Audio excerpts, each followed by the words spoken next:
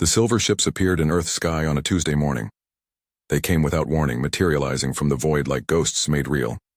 The largest vessel stretched 5 kilometers from end to end, its hull gleaming with materials that human scientists had never seen before.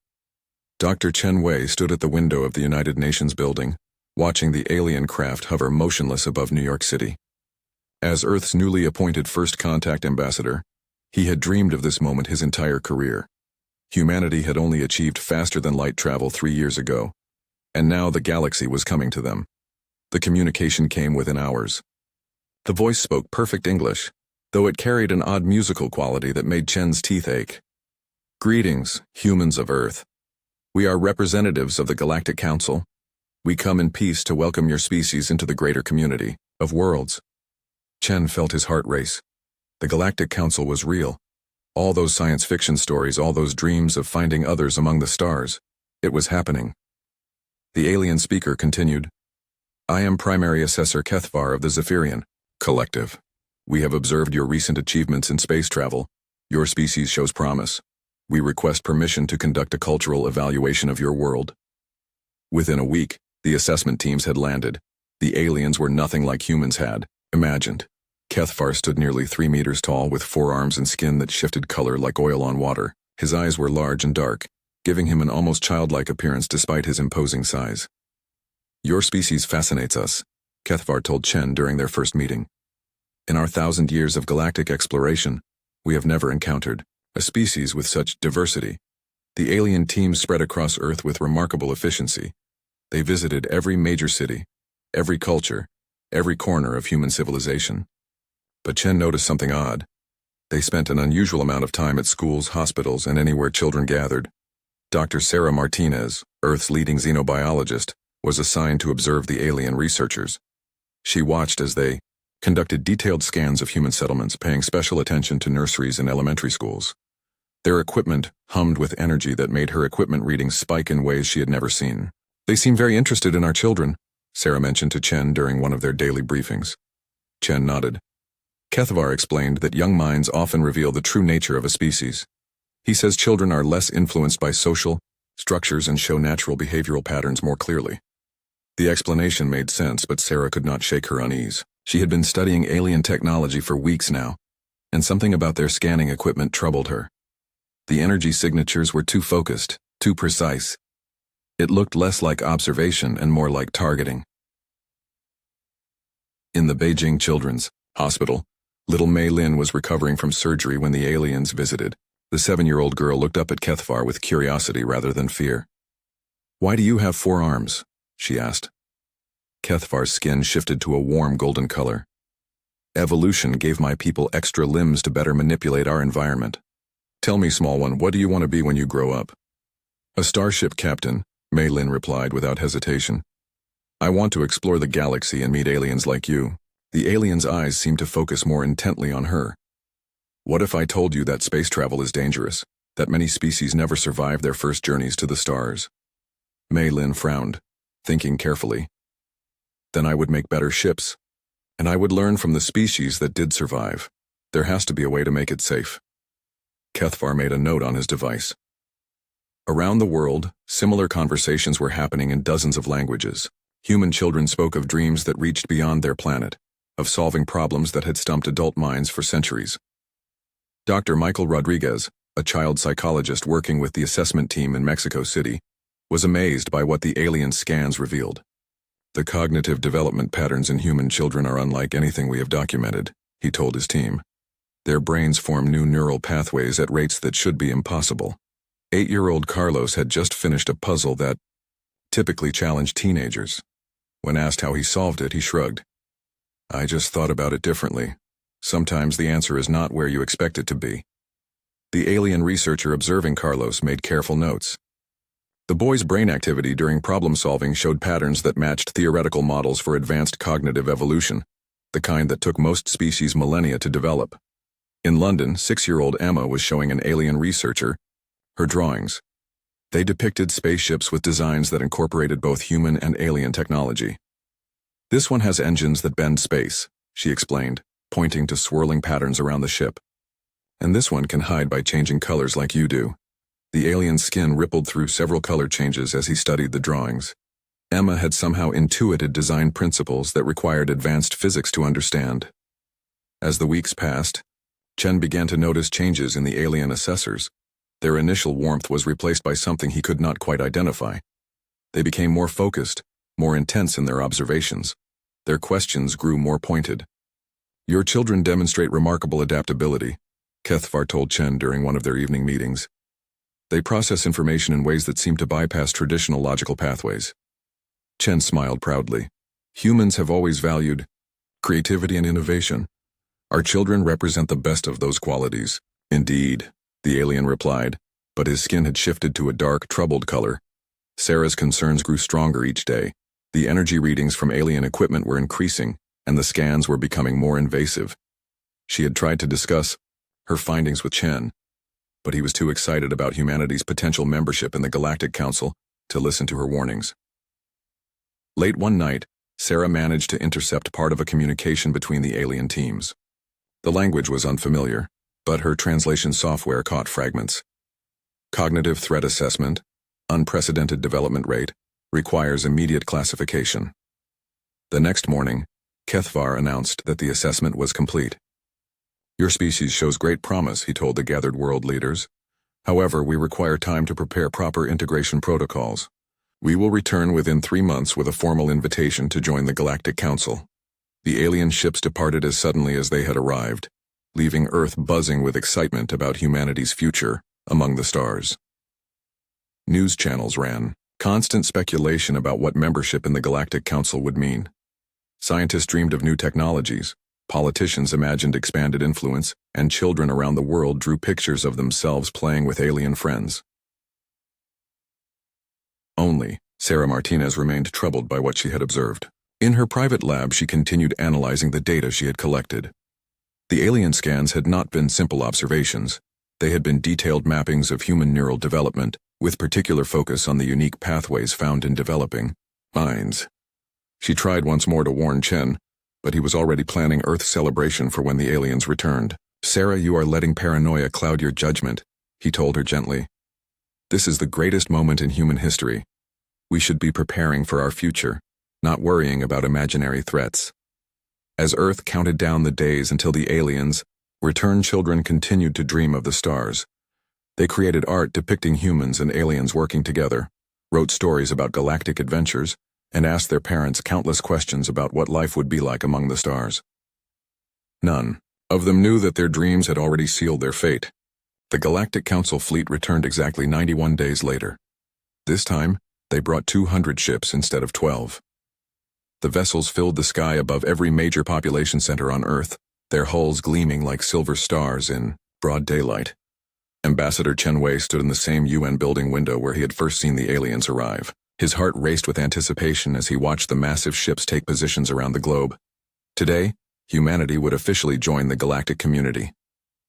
HFY's message came through on every communication channel simultaneously. His voice carried the same musical quality, but Chen noticed it seemed somehow different, more formal, more distant. "People of Earth, we bring great news. The Galactic Council has voted to accept humanity as a provisional member of our community. To begin this historic partnership, we invite your young ones to participate in a cultural exchange program." The announcement continued with details that made Chen's smile grow wider with each word.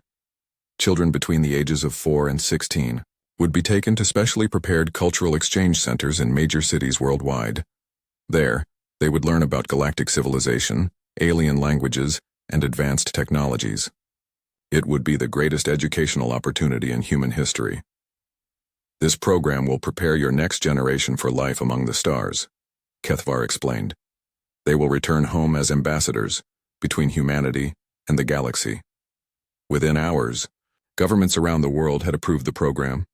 Parents lined up for blocks to register their children. The waiting lists grew so long that lottery systems had to be implemented.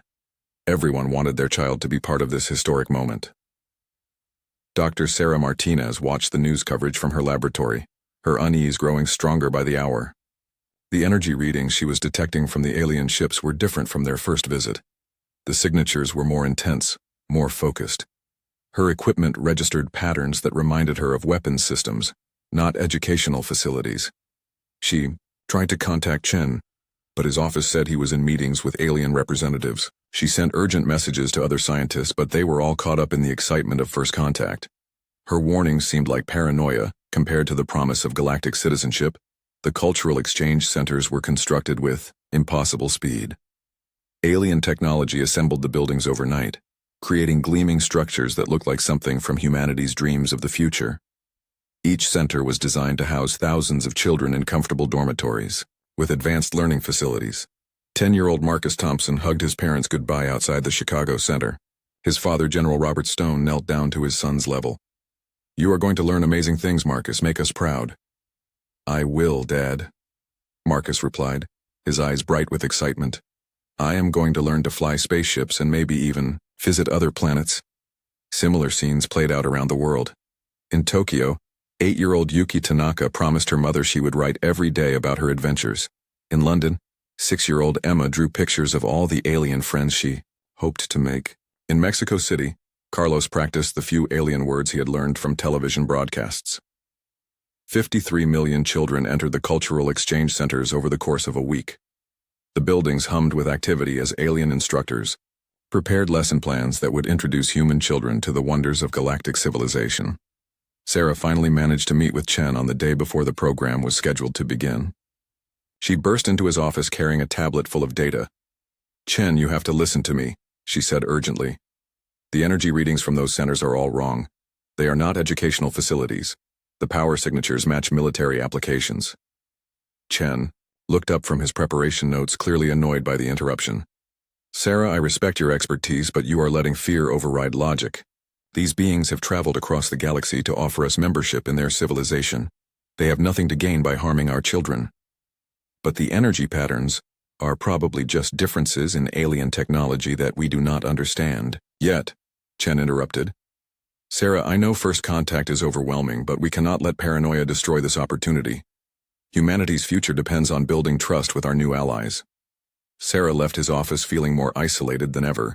She spent the night in her laboratory, monitoring the energy readings from the cultural exchange centers. The signatures were building towards something, but she could not determine what. The program began at precisely noon, Greenwich Mean Time. In every center around the world, alien instructors gathered the human children for their first lesson about galactic civilization. HFY appeared on screens in every facility simultaneously. His skin had shifted to a deep blue color that the children found beautiful.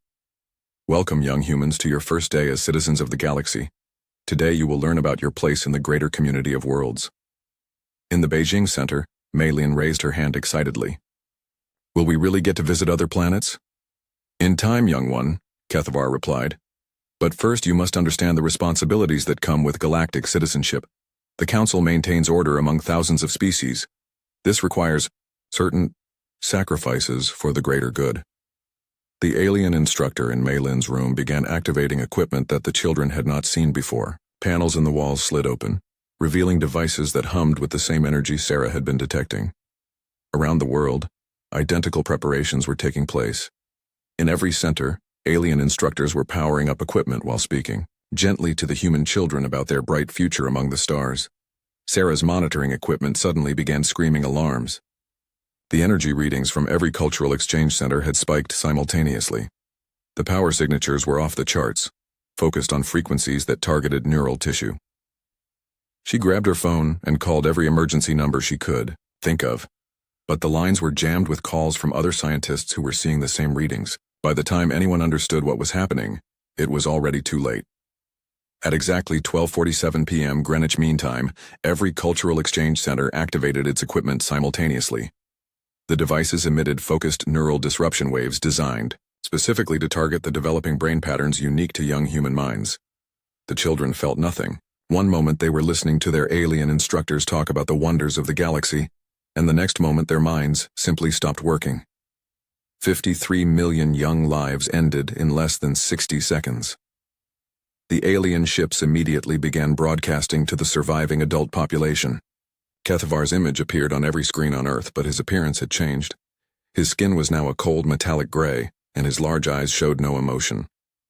"Humans of Earth, we regret the necessity of this action. Your children possessed cognitive development patterns that posed a threat to galactic stability. Left unchecked, they would have surpassed even our most advanced species within a single generation. The broadcast continued with clinical detachment. The Galactic Council has maintained order for over 1,000 years by preventing any species from developing beyond acceptable parameters. Your children's neural patterns showed unprecedented adaptability and creativity that could have destabilized our entire civilization. Chen Wei sat in his office staring at the screen in complete shock. The words were reaching his ears, but his mind could not process their meaning. This was not possible. The aliens were humanity's friends. They had come in peace. We understand this may seem harsh, HFY continued, but consider the alternative. Your children would have grown to challenge not just our authority, but the natural order of the galaxy itself. Their elimination prevents a war that would have consumed billions of lives across thousands of worlds. Around the world, parents were arriving at the cultural exchange centers to find their children collapsed in the corridors and classrooms. No injuries were visible, but there were no vital signs either. Medical teams arrived to find perfectly healthy bodies with brains that had simply stopped functioning. General Stone found his son Marcus lying peacefully on a classroom floor, a drawing of a spaceship still clutched in his small hand. The boy looked like he was sleeping, but no amount of shaking would wake him up. Sarah Martinez stood in her laboratory, watching her equipment register the aftermath of the neural weapon discharge. Her worst fears had been realized, but the validation brought no satisfaction. She had been right, but 53 million children were still dead. HFY's broadcast concluded with a final message that would haunt the survivors for years to come. We offer the remaining population of Earth the opportunity to join the Galactic Council as a regulated species. Your reproductive activities will be monitored to prevent the development of dangerous cognitive traits. Accept our guidance, and your species can find its place among the stars. The transmission ended, leaving Earth in stunned silence. In homes around the world, parents held the bodies of their children and tried to understand how their greatest dream had become their worst nightmare. The cultural exchange centers powered down, their purpose complete. IDs enter. The screaming started 3 hours after the last transmission ended. It began in hospitals where parents held the bodies of their dead children, then spread through neighborhoods, cities, and across continents. The sound of 53 million broken hearts crying out at once created a noise that seemed to shake the Earth itself. Dr. Elena Vasquez had been in her research lab when the neural weapons fired. She felt the moment her 6-year-old daughter Sophia died, even though the girl was 15 kilometers away in the Madrid Cultural Center. Something inside Elena's chest simply broke, like a string snapping under too much tension. When she arrived at the center, Sophia was lying on a carpet in the main hall, still wearing the new dress Elena had bought her for this special day. The little girl's favorite stuffed rabbit sat nearby, waiting for hands that would never pick it up again. Elena knelt beside her daughter's body and felt something change inside her mind. The grief was so intense that rational thought became impossible, but somehow her brain kept working. In fact, it seemed to be working better than ever before. She could process multiple information streams simultaneously, while her heart shattered into pieces. Standing up slowly, Elena walked to the alien communication console that was still active in the center's main room. Her fingers moved across the interface with impossible precision, accessing systems she had never seen before. The grief had not slowed her thinking. It had accelerated it beyond anything she had ever experienced. Within minutes, she had cracked the alien communication protocols and begun intercepting council transmissions. The messages she found made her blood turn cold. The massacre had been planned from the moment the aliens first detected human space travel. Every friendly gesture, every promise of partnership, had been lies designed to make the extermination easier. Elena's discovery spread across Earth through emergency communication networks that were still functional. Dr. Sarah Martinez, vindicated, but hollow, helped Elena decode the technical specifications of the neural weapons. What they found revealed the true scope of the aliens' betrayal. The weapons had been designed specifically for human children. The aliens had used their 3-month assessment period to map every unique neural pathway in developing human minds. The attack had been surgical in its precision, targeting only the cognitive patterns that the Council considered dangerous. General Robert Stone stood in his son's empty bedroom, holding Marcus's drawings of spaceships and alien friends. The pictures seemed to mock him now, childish fantasies destroyed by cold reality. But as he stared at his son's artwork, Stone's mind began processing tactical scenarios with a clarity he had never experienced before. The grief was not slowing his thoughts. It was sharpening them to a razor's edge. He could see 20 different approaches to striking back at the aliens, analyzing their strengths and weaknesses with perfect clarity even as tears ran down his face. Stone was not alone in this transformation. Across Earth, surviving humans were discovering that intense emotional trauma had unlocked cognitive abilities they never knew they possessed. Dr. Yuki Tanaka, who had lost her 8-year-old daughter in the Tokyo Center, found herself understanding alien technology with startling speed.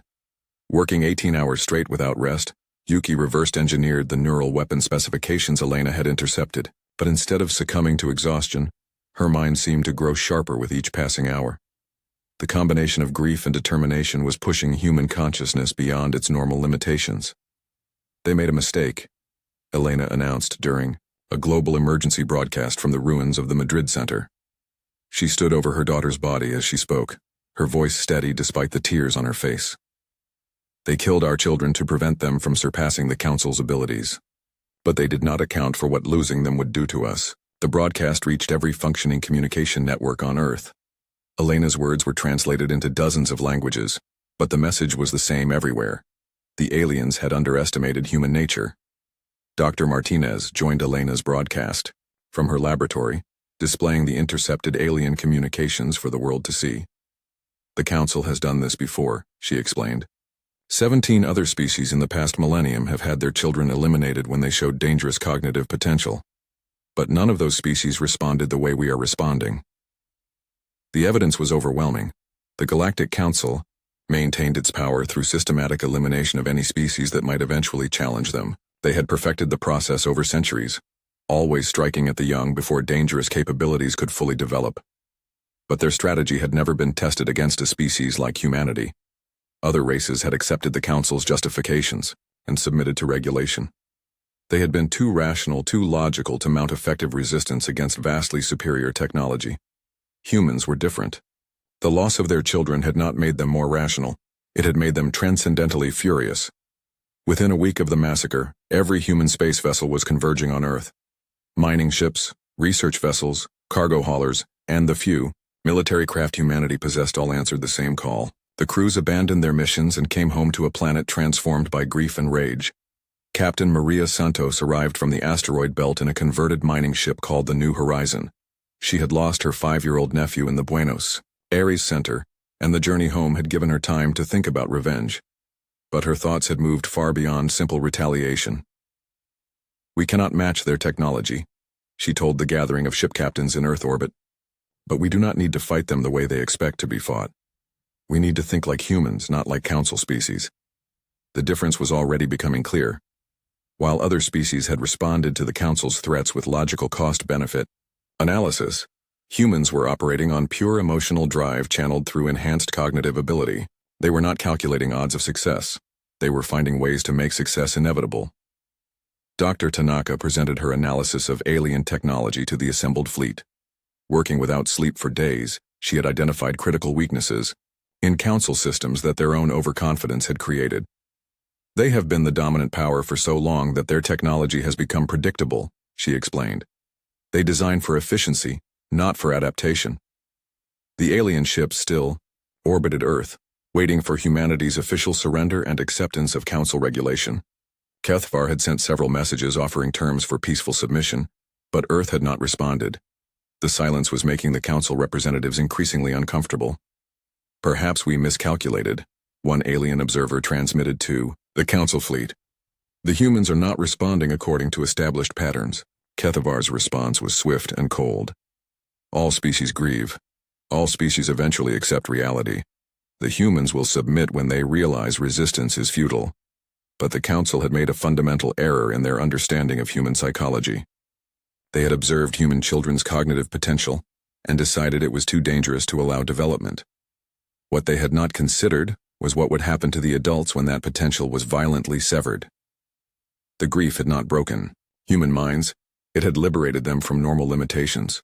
Parents who had lost children found themselves capable of processing information at superhuman speeds. Engineers solved problems that had stumped them for years. Scientists made breakthrough discoveries in days rather than decades. Elena Vasquez, had become the unofficial voice of human resistance, her scientific background allowing her to explain the transformation that was occurring. They feared our children would surpass them, she said in another global broadcast. They never considered that losing our children might accomplish the same thing. General Stone coordinated the military response from his son's bedroom, surrounded by drawings of spaceships and alien friends. The irony was not lost on him. His child's innocent dreams of galactic cooperation were now inspiring plans for galactic war. The first human strike came without warning. Captain Santos led a squadron of converted civilian ships in an attack on a Council supply convoy, passing through the outer solar system. The engagement lasted less than 10 minutes, but the result shocked both sides. The human ships had been modified with technology that should not have worked. Dr. Tanaka's impossible engineering had created weapon systems that bypassed standard defensive protocols. The Council convoy was destroyed with 0 human casualties. How did they achieve this? Kethvar demanded when the reports reached him. Their technology is centuries behind our own. The answer came from analysis of the wreckage. Human modifications to their ships showed design principles that violated established physics. But somehow the impossible technology worked. The humans were not building according to logic, they were building according to need. And their desperate creativity was producing results that defied rational explanation. More strikes followed. Human ships began appearing in locations that should have been impossible to reach. Their tactics showed a level of unpredictability that Council military doctrine could not counter. Each victory revealed more weaknesses in systems that had remained unchallenged for centuries. 18 months after the massacre, humanity had become something the galaxy had never seen before. The grief-driven evolution continued, transforming ordinary humans into beings capable of processing information and solving problems at speeds that defied biological limitations. Dr. Sarah Martinez now called herself simply the Widow, though she had never been married and had no children of her own. The title reflected how she felt about her entire species, widowed from the future they had planned, orphaned from innocence, but somehow stronger for the loss. She stood aboard the converted research vessel Retribution, studying star charts that showed Council territories throughout the galaxy. Her team had spent months infiltrating alien communication networks, gathering intelligence on every species that served the Council. 17 civilizations, she reported to the assembled strike team leaders via encrypted transmission. 17 species that submitted to regulation after the Council eliminated their children. We are the first to fight back. The intelligence had come at great cost. Human operatives had penetrated deep into Council space, many of them never returning from their missions. But each sacrifice revealed more about the enemy they faced and the allies they might find among the stars. Captain Rivera commanded the strike ship Vengeance, a vessel that embodied everything the Council had not expected from human technology. Built using Dr. Tanaka's impossible engineering principles, it could exist partially outside normal spacetime, making it nearly invulnerable to conventional weapons. The Council has made the same mistake with us that empires always make, Rivera explained to her crew as they prepared for their next mission. They assumed that superior technology makes them invincible. They forgot that desperation creates innovation. The Vengeance materialized near a Council research station in the Proxima sector, appearing from a dimension that standard sensors could not detect. The station's automated defenses activated immediately, but their targeting systems could not lock onto a ship that existed in multiple realities simultaneously. Rivera's boarding parties moved through the station like ghosts, their enhanced cognitive abilities allowing them to process multiple combat scenarios in real time. They had learned to think faster than their enemies could react, turning every encounter into an overwhelming advantage. The station's research director, a Zephyrian scientist, named Vethmos, was captured within minutes. He had been working on improvements to the neural disruption weapons, trying to make them effective against adult human minds. You cannot stop the Council, Vethmos insisted as human soldiers dragged him to the interrogation chamber. We have maintained order for 1,000 years. Your species is just another temporary disruption. The Widow arrived on the captured station within hours, her cold eyes studying the alien scientist with calculating precision. She had developed techniques for extracting information that bypassed normal psychological defenses, using enhanced human empathy as a weapon. You helped design the weapons that killed our children, she said quietly, her voice carrying no emotion but somehow conveying infinite threat. You will tell us everything we need to know about Council operations, or you will discover that humans can be very creative when it comes to causing pain. The interrogation lasted 3 days. By the end, Vethmos had revealed the locations of 17 major Council facilities, including the coordinates of Central Command, a massive space station hidden in the galactic core that served as the Council's primary headquarters. More importantly, he had provided access codes and personnel records that revealed a crucial truth. The Council was not as unified as they pretended to be. Many species served them out of fear rather than loyalty, and several civilizations were actively seeking ways to rebel. The Altarian Collective has been planning resistance for 50 years, Vethmos admitted during the final session. Their children were eliminated 3 centuries ago, but they never forgot. They are waiting for someone strong enough to challenge the Council directly. Elena Vasquez received the intelligence report while standing in the memorial garden where all the lost children were honored. Sophia's grave was marked with a simple stone that read, "She dreamed of flying among the stars." Now her mother was making those dreams reality, though not in any way the little girl could have imagined. "We are not just fighting for revenge," Elena announced to the global resistance leadership. "We are fighting to become the liberators that the galaxy has been waiting for. Every species that lost their children to Council fear deserves justice." General Stone had transformed his son's bedroom into a strategic planning center, surrounded by Marcus's drawings of spaceships and alien friends. The childish artwork now served as inspiration for military campaigns that spanned light years. "Operation Innocence Lost begins in 72 hours, he announced to the assembled fleet commanders. "We will hit 17 targets simultaneously, across Council space, liberating their research facilities and freeing any species willing to join our cause." The plan was audacious beyond any rational assessment. Human forces would strike deep into enemy territory, attacking facilities protected by the combined fleets of multiple alien civilizations. By conventional military logic, it was suicide. But humans were no longer operating by conventional logic. The enhanced cognitive abilities triggered by grief had evolved into something approaching precognition. They could anticipate enemy responses and plan for contingencies that had not yet occurred. Dr. Tanaka unveiled her latest impossible creation during the final briefing: ships that could travel through folded space-time, arriving at multiple destinations simultaneously. The technology violated several laws of physics, but it worked because human desperation had made it work. "Each strike team will hit their target at precisely the same moment," she explained. "The Council will not have time to coordinate their response before we have accomplished our objectives." The Altarian Collective had been contacted through secret channels, their hidden resistance cells ready to activate when the human assault began. 3 other species had also agreed to join the rebellion, tired of living under Council oppression for centuries. Captain Santos led the assault on the Council's primary weapons research facility, where the original neural disruption technology had been developed. Her ship, New Dawn, phased into existence directly inside the facility's main laboratory. "For all the children who never got to see the stars," she whispered as her crew moved through the corridors, systematically destroying decades of research aimed at perfecting genocide. The simultaneous attacks caught the Council completely unprepared. Their response protocols had been designed for conventional warfare, not for enemies who could appear anywhere without warning and disappear just as quickly. Kethvar watched the reports flood in from 17 different sectors, his skin shifting through colors that indicated confusion and growing fear. "How are they doing this?" he demanded of his tactical advisors. "Their fleet numbers are insignificant compared to our forces." "They are not fighting like a fleet," one advisor replied. "They are fighting like individual predators, each one capable of destroying targets far beyond their apparent capabilities." The truth was more disturbing than the Council wanted to admit. Human ships were not just technologically superior, they were operated by minds that processed information faster than Council computers. Every human crew member was functioning at cognitive levels that exceeded their species' previous capabilities. Elena received confirmation of the mission's success while standing beside her daughter's grave. 17 facilities had been destroyed or captured. Thousands of alien scientists had been freed from Council control, and multiple species had openly declared their rebellion.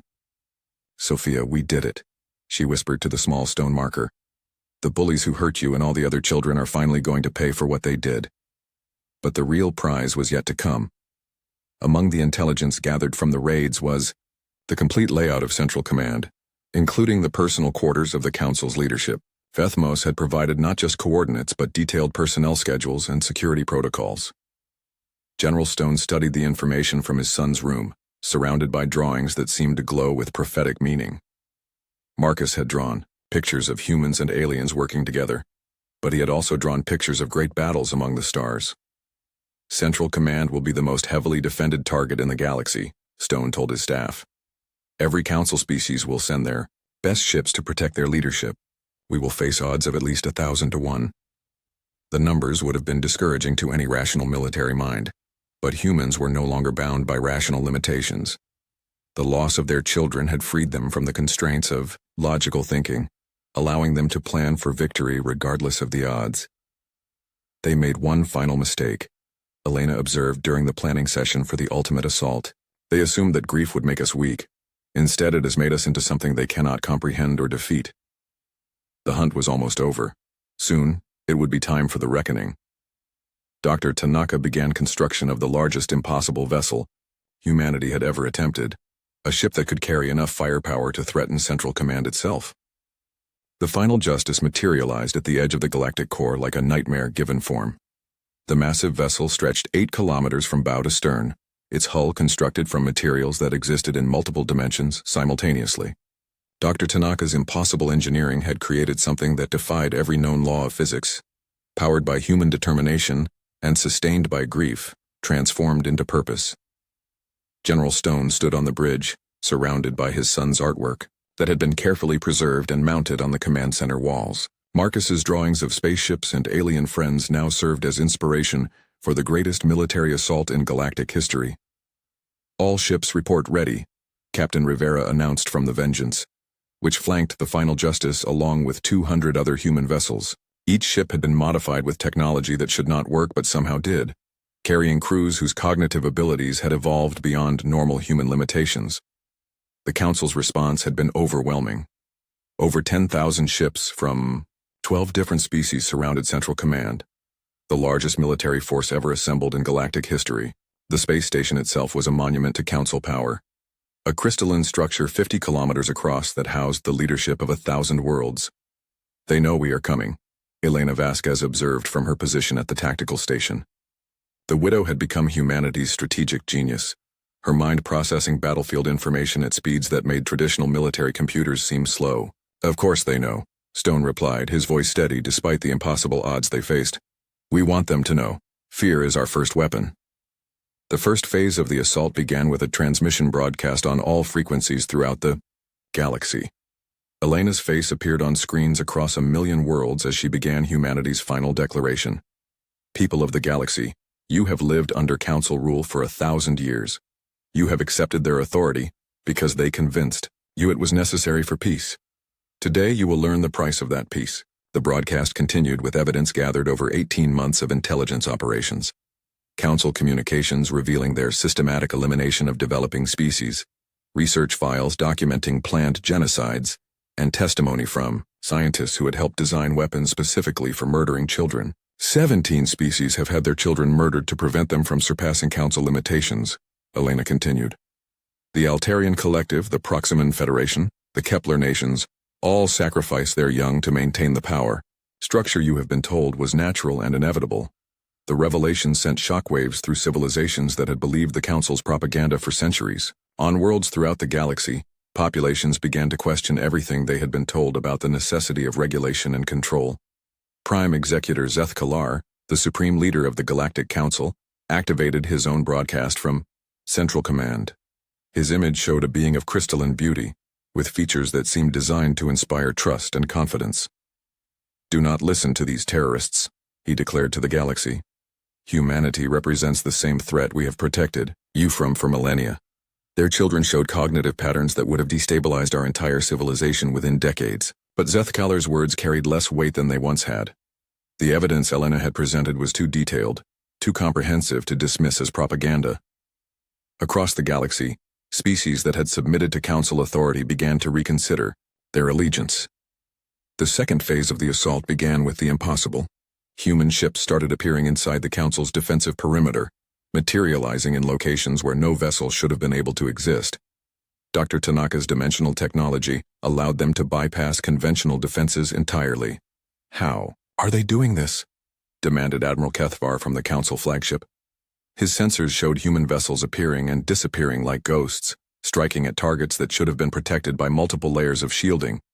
The answer lay in human desperation channeled through enhanced cognition. Each ship was operated by minds that could process multiple reality streams simultaneously, allowing them to navigate dimensions that Council science insisted did not exist. Captain Santos led the New Dawn in a direct assault on the Council's command ship, her vessel phasing in and out of normal space to avoid enemy fire. Her crew worked with supernatural coordination, each member anticipating the other's actions before they occurred. For Marcus, for Sophia, for all of them, she whispered as her weapons found their targets. The command ship's shields collapsed, under fire from guns that existed partially outside of spacetime, making them impossible to defend against. The battle raged across multiple dimensions as human forces pressed their attack. But the real conflict was taking place on a different level entirely. Elena had planned this assault not just to destroy the Council, but to demonstrate to the entire galaxy that their oppressors could be defeated. General Stone received reports from across the battlefield as human ships systematically dismantled Council defenses. His enhanced mind processed tactical information from dozens of sources simultaneously, adjusting strategy in real time to account for enemy responses. "They are falling back to Central Command," Rivera reported. "All their outer defenses have collapsed." "Then it is time for the final phase," Stone replied. He activated a communication channel that reached every human ship in the fleet. "All vessels prepare for direct assault on the station. Remember why we are here." The final justice led the charge toward Central Command, its impossible weapons tearing through defensive systems that had protected the Council for centuries. Human boarding parties prepared for the ultimate confrontation with the beings who had murdered their children. But the Council had one last surprise. As human ships closed in on Central Command, Zeth Kalar activated the station's ultimate weapon, a neural disruption field powerful enough to affect adult minds across light years of space. The weapon fired, sending waves of destructive energy toward the human fleet. It was designed to shut down cognitive function in any species that had exceeded Council-approved limitations. The Council leaders watched their screens, expecting to see human ships falling lifeless through space. Instead, something unprecedented happened. The human crews absorbed the neural energy and converted it into increased cognitive capability. The weapon designed to destroy enhanced minds only made them stronger. "Impossible," Zeth Kalar whispered as he watched human ships continue their approach, now moving with even greater coordination and purpose. Elena smiled grimly as she felt the energy wave wash over her. "You still do not understand what you created when you killed our children. Grief is not weakness. It is evolution, under pressure."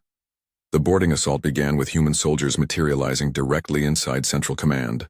They moved through the corridors like avenging angels, their enhanced abilities allowing them to anticipate and counter every defensive measure. Zeth Kalar was found in the Council chamber, surrounded by representatives from 12 species who had served the Council for centuries. The crystalline being tried to maintain his dignity as human soldiers surrounded him. "You have destroyed 1,000 years of galactic peace," he declared. "Without the Council's guidance, chaos will consume every world." General Stone entered the chamber carrying a tablet displaying images of all 53 million murdered children. His voice was quiet, but carried the weight of absolute judgment. "You killed our children to prevent them from surpassing you. You created weapons specifically designed to murder innocents. You convinced yourselves it was necessary for the greater good." He paused, studying Zeth Kalar's crystalline features. "But you made one crucial mistake. You assumed that adults could not become what you feared children might become." Elena joined Stone in the Council chamber, her scientific mind cataloging every detail of the beings who had ordered her daughter's death. "You succeeded in preventing our children from surpassing you," she said coldly. "Instead, you created adults with nothing left to become but your executioners." Zeth Kalar tried one final gambit.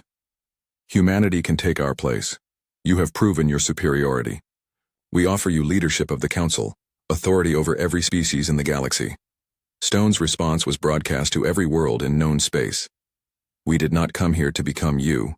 We came here to ensure that no other species will ever suffer what we suffered." The trial of the Council leadership was conducted in full view of the galaxy. Representatives from the 17 species whose children had been murdered gave testimony about centuries of oppression disguised as protection. Evidence of systematic genocide was presented to a jury composed of beings from every corner of known space. The verdict was unanimous. The Galactic Council was dissolved, its leaders sentenced to life imprisonment on a world where they would experience the helplessness they had imposed on others. In the aftermath of the Council's fall, Elena stood once more in the memorial garden, where all the lost children were honored. Sophia's grave marker had been joined by monuments to millions of other young lives that had been taken to preserve an unjust order. "We did it, sweetheart," she whispered to her daughter's memory.